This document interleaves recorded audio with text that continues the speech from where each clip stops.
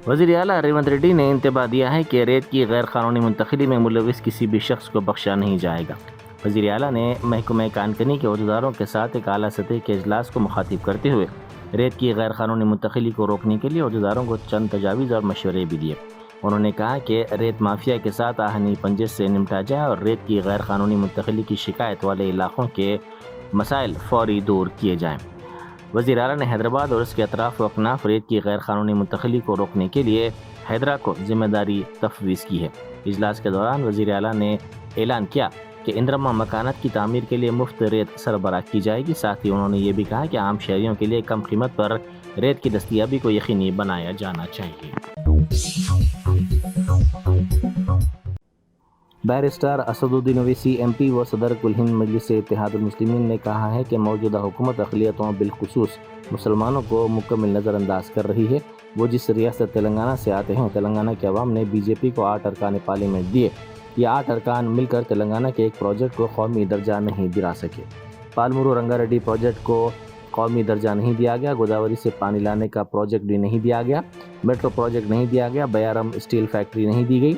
रियासत से 8 MP कामयाब होकर गए, लेकिन ऐसा लगता है कि ये लोग कमज़ोर हैं।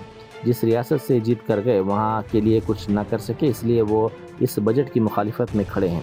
मरकज़ी हुकूमत के इस बजट से रोज़गार का कोई फ़ायदा नहीं होगा। बेहद शुक्रिया सर, मैं इस बजट की मुखालिफत में बोलने के लिए खड़ा हूँ और इस बात को ज़हन नशीन करनी चाहिए सर कि पिछले 25 साल में से 15 साल BJP और NDA इख्तिदार पर है और यही बुनियादी वजह है कि आज एक ग्रेजुएट बेरोजगार है, किसान खुदकशी कर रहे हैं, MSME बंद हो रहे हैं और चीन से बगैर इंपोर्ट करे हमारे देश का निजाम नहीं चल सकता। ये सब जिम्मेदारी इस हुकूमत पर आयद होती है सर। वजीर आजम कहते हैं कि मुल्क विकसित भारत की राह पे है। मैं कहना चाहता हूं कि ये उस वक्त तक मुमकिन नहीं है जब तक इस मुल्क की 80 करोड़ आवाम फ्री राशन के बगैर जिंदा नहीं रह सकती। विकसित भारत उस वक्त तक मुमकिन नहीं है सर जब हमारे देश की लड़कियां न्यूट्रिशन और तालीमी मौके उनको बच्चों की तरह नहीं मिल जाते। सर विकसित भारत उस वक्त तक मुमकिन नहीं है जब हमारे मुल्क के बच्चों को जो पढ़ना नहीं आता, प्रॉपर सेंटेंस नहीं लिख सकते। सर विकसित भारत उस वक्त तक मुमकिन नहीं है जब इस देश की बहुत बड़ी आबादी गरीब है, एब्जेक्ट पॉवर्टी में है। विकसित भारत इस वक्त तक मुमकिन नहीं है सर जब देश की 15% मुसलमानों को तालीम से, रोजगार से, सियासत, इंतजामी और गवर्नेंस से मजहबी तासुब की बुनियाद पर खारिज कर दिया जाता है। सर 2014 से रियल वेजेस में गिरावट आई है या स्टैग्नेशन हुआ है। हर साल 1.3% की कमी हुए, यानी हर साल वतन अजीज के शहरी गरीब होते हैं और बरसर इख्तिदार की जमात की दौलत में इजाफा होता है। 750 उन्होंने अपने नए पार्टी ऑफिस पूरे देश में खोले हैं और एक गरीब को PMAY में बगैर रिश्वत करप्शन के घर नहीं मिलता। सर तनख्वाहों में कमी, गिरावट से सबसे ज्यादा नुकसान मुसलमान, दलित और आदिवासी को है क्योंकि इनमें सबसे ज्यादा गरीब है। सर मोदी हुकूमत ने इन तीनों तबकों के खिलाफ ऐलान जंग कर दिया। क्या मन की बात से एक औसत घराने को खाना मिलता है? सर वजीर आजम ने हालिया आवाम को, जनता को मशवरा दिया कि खाने के तेल में कमी करने से जिस्म का वजन कम होता है।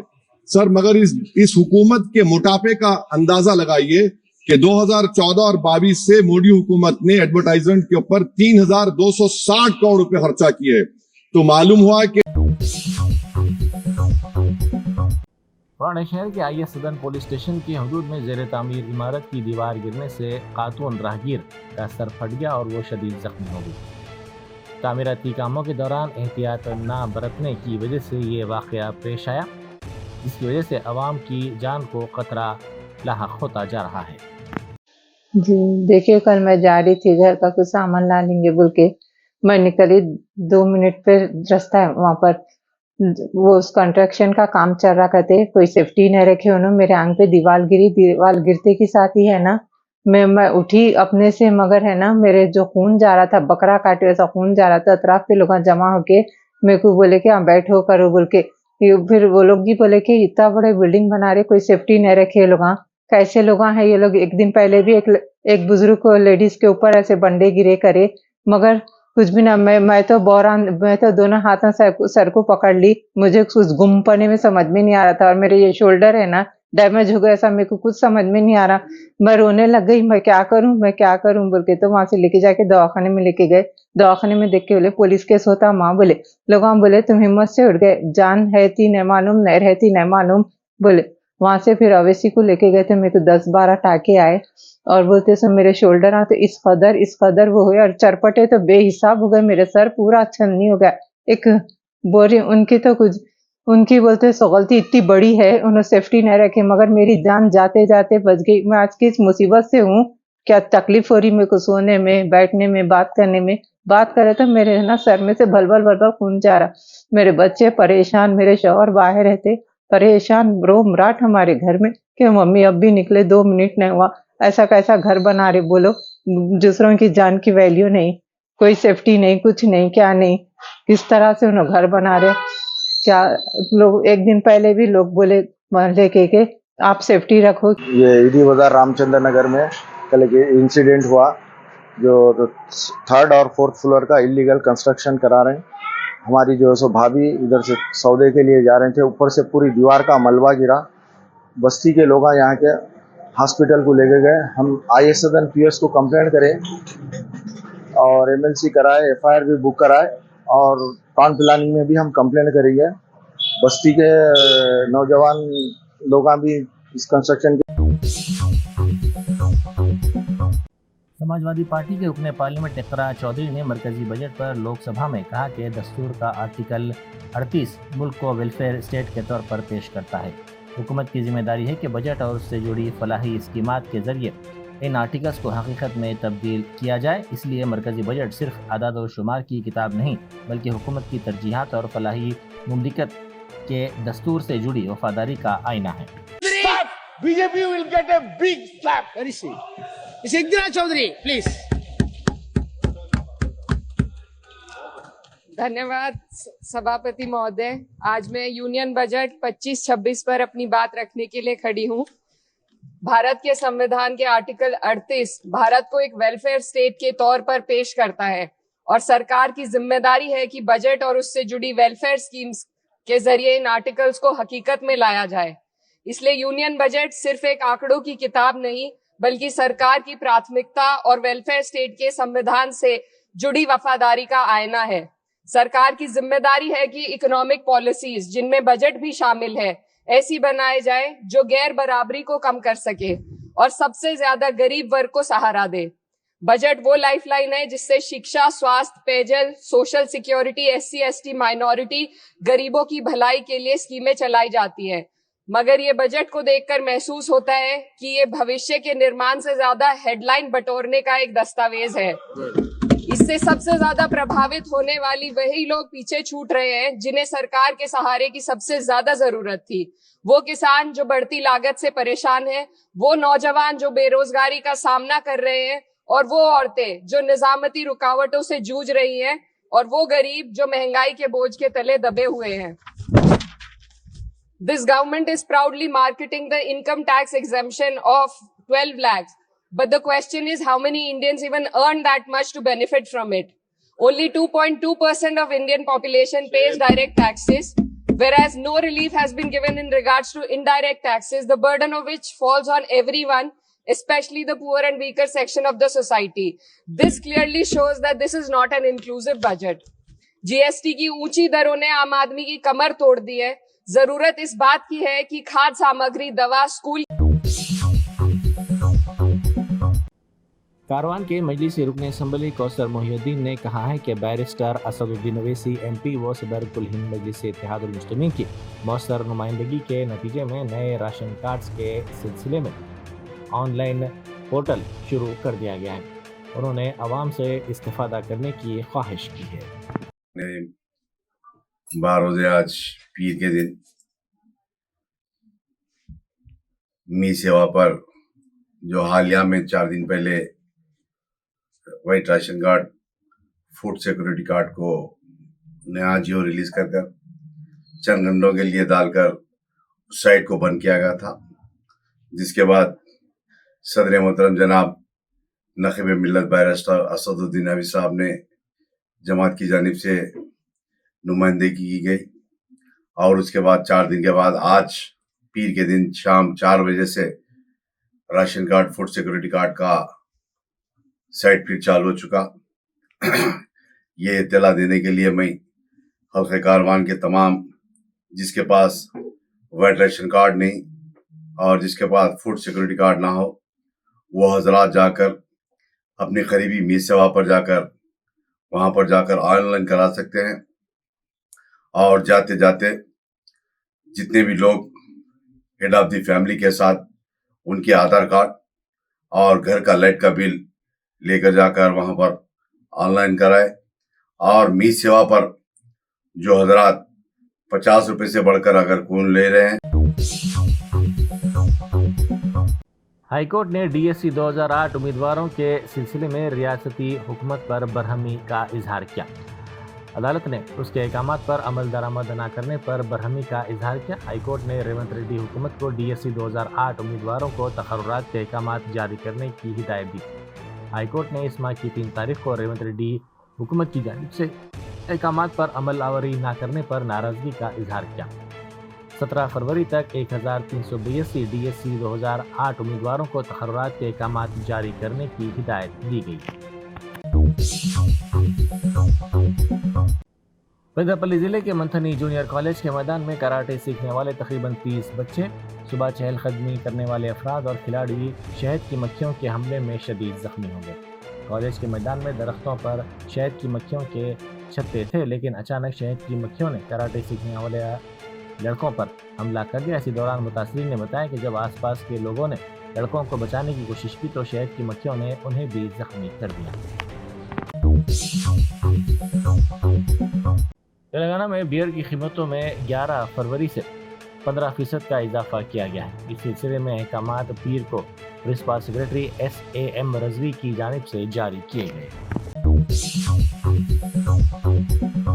तेलंगाना में बियर की कीमतों में 11 फरवरी से 15% का इजाफा किया गया है। इस सिलसिले में अहकामात पीर को प्रिंसिपल सेक्रेटरी SAM रजवी की जानिब से जारी किए गए।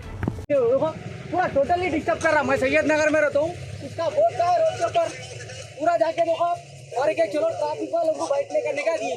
जब ये गवर्नमेंट लोगों को गरीब आदमी को काम करने नहीं दे रहे तो उन्हें पुलिस वालों को बैठने कैसा देती है? अंदर घर में ले आके बिठा लो। वो लोग अगर उसको यहाँ से सलाम एरिया से डिस्टर्ब हो रहा है तो वहाँ जाके वो लोग क्वार्टर्स है ना, वहाँ पे गवर्नमेंट के क्वार्टर्स नहीं दिए लोग। सलाम एरिया में हमारा भी मेयर था माजिद हुसैन, लेकिन ऐसा जुल्म नहीं करा बस्ती वालों के ऊपर। उन्हें ये न रहना वो न रहना, ये कुछ आने को तकलीफ हो रही। कोई ऑफिसर आते कि सर एनी टाइम परेशानी होगी बोल रहे तो आप कहीं को रह रहे हो? यहाँ पे जाओ क्वार्टर्स में रहो। वहाँ पे आपको अगर यहाँ परेशानी है तो अब मेरे को जाने का सैयद नगर का रास्ता है, आप चलो वहाँ तो कितना रहेगा, कितना वो है जो खा बताओ। टोटली डिस्टर्ब कर रहा हूँ रोड के ऊपर, पूरा रोड कब्जा कर रहा हूँ, टोटली डिस्टर्ब कर रहा है। कंप्लेंट मैं करता हूँ, टोटली डिस्टर्ब कर रहा हूँ। किसकी है वो पूरी जाम है? सो हाँ वो किसका भी नहीं है, वो जो रखे हुआ है रोड के ऊपर है, वो फुटपाथ पे नहीं है, रोड इनकी है। आज रहते हैं मेरे, कल नहीं रहते हैं नो, खाली जुल्म कर रहे गरीबों के ऊपर, डब्बे लगा हुए तकलीफ हो रही। सैयद नगर वाले से क्या परेशानी है इसको? क्या परेशानी है सैयद नगर से इसको?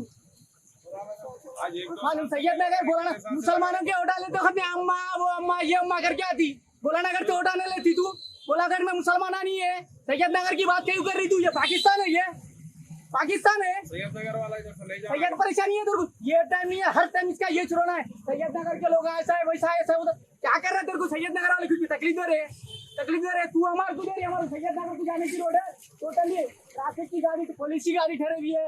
वहाँ स्पीड ब्रेकर अपना बैनर लगा ली, घर के ऊपर लगा दे रहे, तेरे पर्सनल प्रॉपर्टी के ऊपर लगा ले तू। तो जब बोलते हो क्या है वो ट्रैफिक कर आप लोग, मेरी हुकूमत तेलंगाना हुकूमत से गुजारिश है, एक्शन अगर आप ले रहे हैं आप तो पूरा उनके ऊपर लियो। ये नहीं कि गरीबों के ऊपर जुल्म करेंगे, जो पॉलिटिशियन रहेगा उसको सेव कर लेंगे, वो तो गलत तरीका है। ये 30 सालों से लोग बैठे हुए हैं यहाँ पे, 30 साल हो गए, किसी के 35 साल हो गए, बुढ़े हो जा रहे हैं लोग। इन्हें यहाँ से कहाँ से आके बसते यहाँ मेयर बन गए, हम लोग को बोल रही है यार, कहाँ चलने रास्ता नहीं था, पूरा कच्चा रास्ता था यहाँ पे।